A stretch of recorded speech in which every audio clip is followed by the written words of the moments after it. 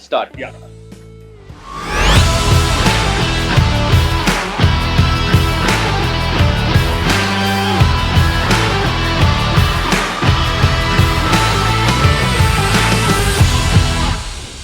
Clarity, honesty, ambition, openness, system.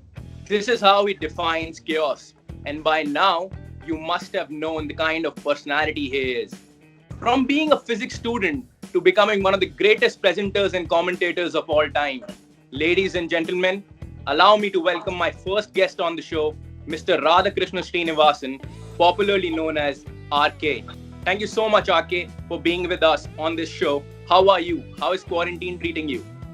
Thank you. Thank you so much for those high words of praise. I'm not too sure if it's all deserved from my side, but honestly, thank you so much for that introduction. As far as quarantine is concerned, look, so far so good. So nothing really to complain. Staying put indoors, based in Mumbai, so it's so we've been indoors for at least a month and a half now, or probably more than that.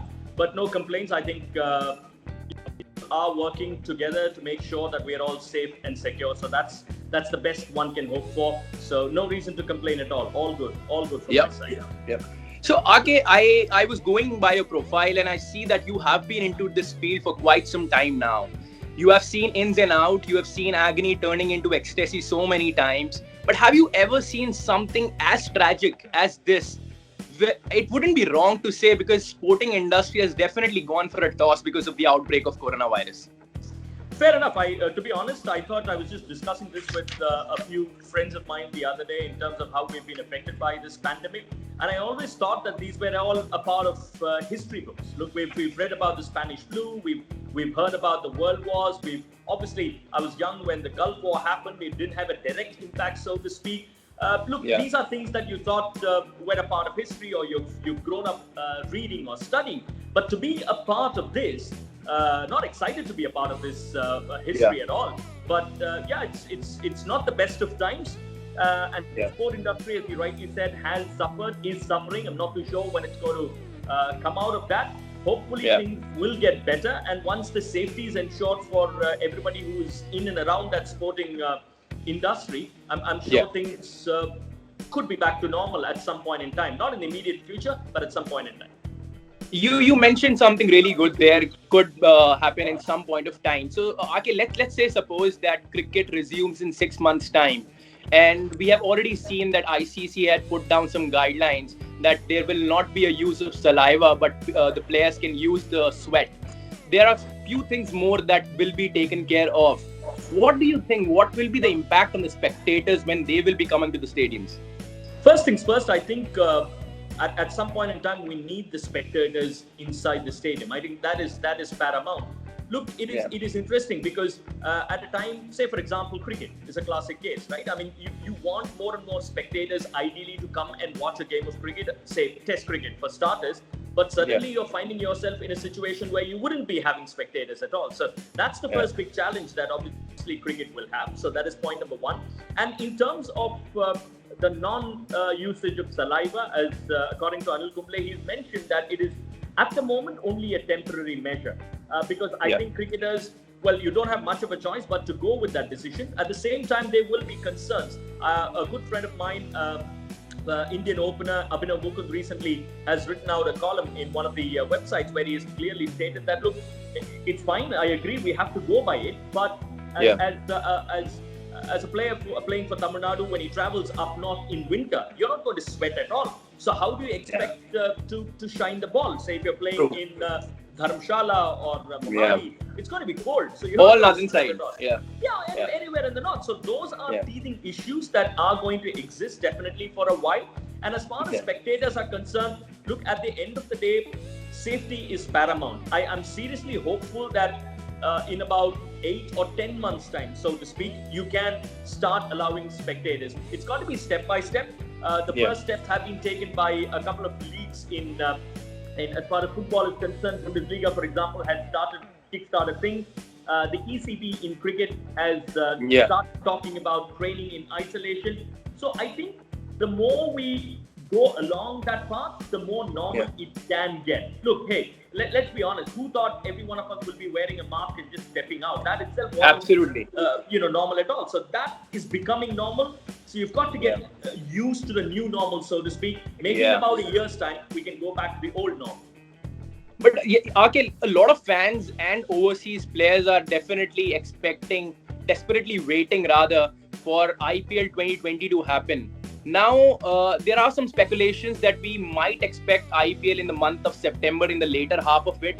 Say suppose it happens. I'm not saying whether it happens or not. Say suppose it happens. What are the prospects you are actually looking for? If it happens, can we expect spectators to be there? Because you rightly mentioned that we might not be seeing spectators for next 8 to 10 months. To be honest, if you ask for my personal opinion, I don't think spectators are a possibility at this point in time. Also, I think when one is talking, Vedant, about taking decisions, we have to be mindful of the fact that we are sitting somewhere in May or probably June, and then we are looking at what could happen in September, October. Because as far as India is concerned, things are changing with every passing day. You're looking at cases that are increasing in certain parts of India. Certain parts of India have gotten it under control. So any decision that one takes, it's going to be fluid, whether one likes it or not. So nobody can be absolutely sure that, look, I will be allowing spectators come the beginning of September, come the beginning of October. It could not happen even till December, January. For all you know, if things, I mean, fingers crossed, hopefully it doesn't get worse from here on. If things get worse, even September, October, for anything to happen at all is going to be a bit of a challenge, let alone spectators. So, I mean, you're also looking at international travel restrictions easing out, whether the respective boards are comfortable letting their players go and participate in IPL, if IPL is going to take precedence over any other tournament in the world. So there are so many things. Then there is the relationship that exists between different boards that needs to be looked at. So there are so many things that one needs to take care of. True, absolutely true. And I couldn't agree more onto that. So, Ake, you have been into this field quite some time, as I said before. Tell us your fondest memory while covering from last 18 years and more than that, rather. I think every moment is complete joy as far as I'm concerned, because at the end of the day, growing up in Madras in the 80s and the early 90s, having done my school and graduation out there, to step out and to be a part of this world is just unreal, so to speak. Because as a kid, watched cricket, loved cricket, grew up watching the likes of Sunil Gavaskar and Sachin Tendulkar. To be actually able to know them is a huge honor and privilege. So I think every interaction that I have with a cricketer or any sports person is a matter of honor and privilege for me. And if you were to ask me one particular moment, it's very, very difficult to pick and choose one, but I would go back in time and probably think about the very first interview that I did with Sachin Tendulkar. I think that could be one of the biggest moments. I think that was in the year 2002. So having grown up, seen the exploits of Sachin, to be actually able to speak to him on a one-on-one basis, I think that was, first interview was quite literally a fanboy moment for me, and it was a dream come true. Absolutely. So, Ake, there is a question which I wanted to ask somebody, and since you have been into this field and being a part of this, we all remember 2019 World Cup final between England and New Zealand. Well, we all saw that both teams ended up scoring the same runs in 50 overs, and when it comes to a super over, they ended up scoring the same runs. Now, England was declared the winner on the boundary count. Well, first things which I see commentators, presenters, former cricketers, even the current cricketers say that they respect Test cricket the most. Now, if they respect the Test cricket the most, the first thing which comes to my mind is defense. The other thing which comes to my mind is probably a single down the third man region, or probably a couple. And the boundary is the last thing which actually comes to my mind. Now, the way cricket is growing over the years, if we end up giving decisions on the basis of boundary count, being a World Cup final, do you think this decision needs to be changed? Because I respect that decision was out before the start of the tournament. But is it right on New Zealand, or right on any team for that matter of fact? I think in hindsight, when you look back at it, I think ICC has done that and has altered that for starters. So that's the first thing. And look, I mean, I buy your point with respect to Test cricket. There is no two ways about it. As you rightly said, the rules were set before the start of the tournament, and therefore I think, to be very honest, I don't know how many would have known that rule or would have gone through that rule at the start of the tournament, because the probability of you getting to such a situation was so very minimal, and therefore eventually when you got to it, you didn't know how to go about it, and you just went by the rules. So that's one. As far as your comparison with Test cricket, I think I buy your point on Test cricket being extremely important and sacrosanct, but we are playing in an environment which was all about runs and more runs. So that's the essence, and that's the essence out of which the one-day international cricket was born in the very first place. So if you are talking about that particular ecosystem, well, yeah, in a way this is acceptable, because you're talking about more runs or more boundaries or more sixes. Now, if it were done in Test match cricket, then we could have thought about in a completely different manner. But it is about getting more people on, say one-day cricket or T20 cricket, because it's more about runs and more about excitement, so to speak. And that is probably one of the reasons why I'm not saying it's justified, but in the context or the ecosystem that we are talking about, maybe that was one way of looking at it. True. Again, I'm seeing a lot of books at the back of it. Can you just name a few of them, your favorite ones, or probably you can suggest a few to the budding talent? Yeah, I quite like reading a lot of autobiographies. The Open is something that I've always enjoyed reading. That is Andre Agassi's autobiography. As far as Indian sports autobiographies are concerned, I quite enjoyed Imperfect, which is Sanjay Manjrekar's autobiography. I've got a few books around Pete Sampras. As far as cricket is concerned, I quite like going back to the Bodyline days and reading a bit more about that. And there are a few which deals with the history of Pakistan cricket. So it's a good mix. I mean, there's one which has been authored by Gary Kasparov, How Life Imitates Chess. So that is something that I like. So a variety of books that I read, because I personally think it's important to know about a variety of sports, because it's important to understand a good mix of sport, so that the basic principles remain the same in terms of hard work, in terms of dedication, in terms of discipline, the training methodologies. So I think it's important to have that understanding across a variety of sport to make you understand the sport ecosystem better. Would love to see that library someday.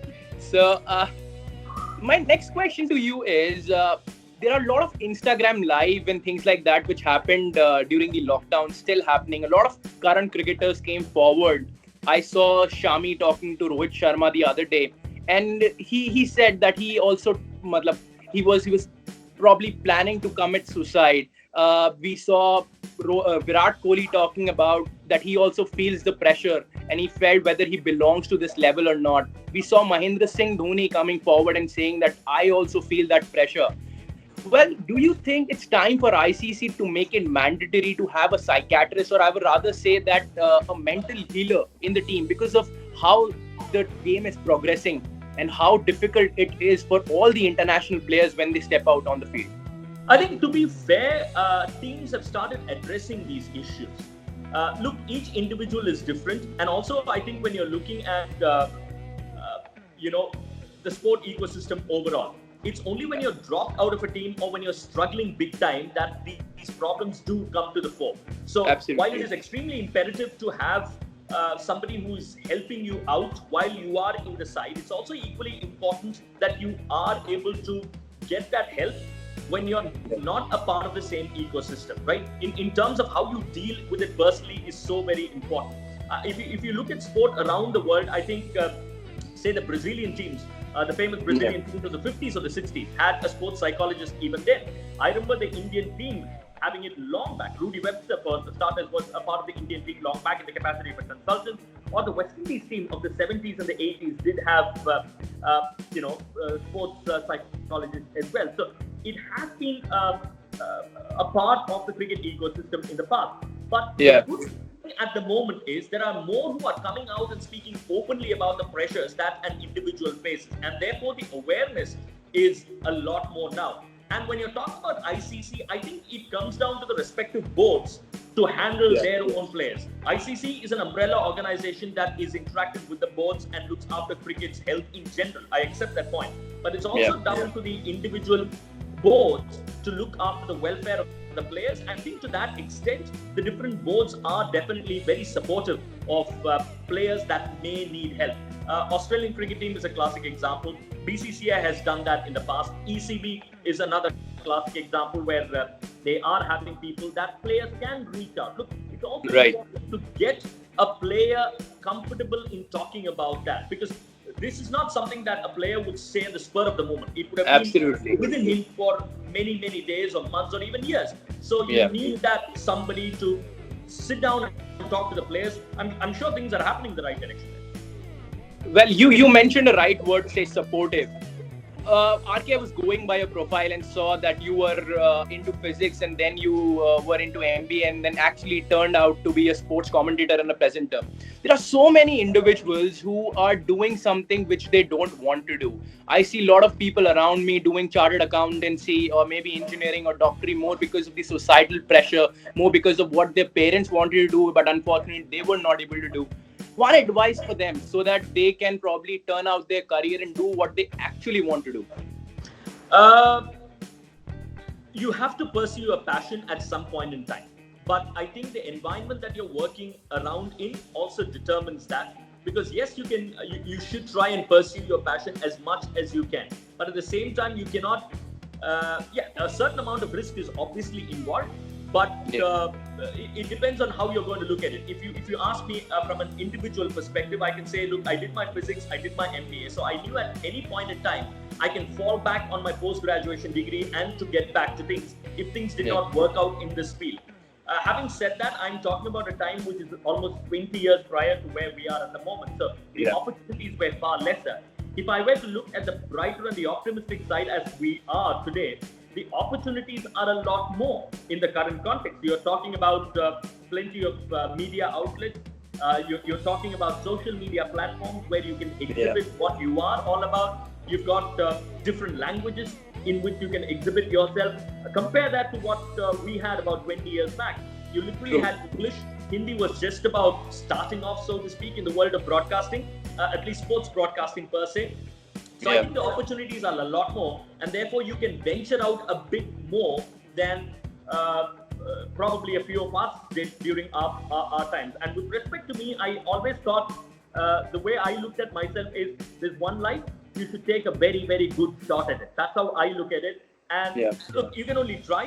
If it works, it works. But you've got to put in those hard yards to make it work. And if it doesn't, obviously, as I said, I always had that postgraduate degree to fall back upon. Glad that it worked all right.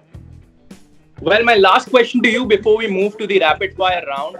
You must be getting so many emails for that. So let's address this. There's so many people who are good orators, and a few of them end up analyzing the game well as well.